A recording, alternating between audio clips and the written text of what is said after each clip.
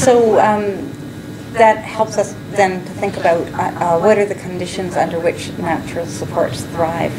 And so, first of all, natural supports thrive in places where there are people available, people who have a little bit of time and interest and ability to just stretch out a little bit, to include someone, to make an invitation, to give someone a ride, to welcome people. And so we need people to be situated in situations where this can happen. And we know those situations. They're situations where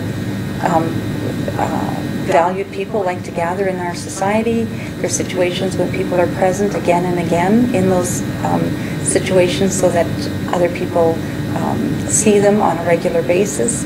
There are situations where people are engaged in a valued role. Other people can see who they are and can respond to them in really typical kinds of ways. And so we need to create those situations again and again.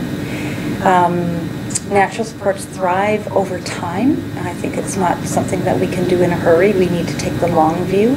We need to think about relationship generally. We need to be open to the possibility that someone's interested in extending themselves just a little bit and allow for that to happen.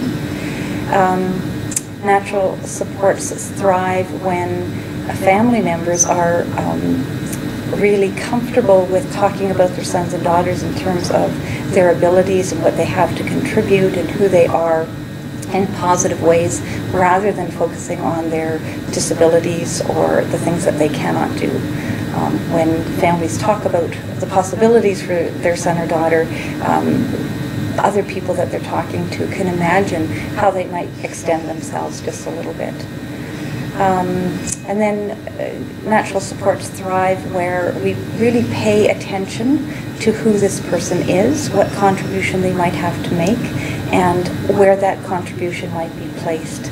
So if someone's uniquely interested in beekeeping perhaps, or just in bumblebees or bees just generally, helping that person get to know other beekeepers or join an association of beekeepers and keep their own beehive, those kinds of things.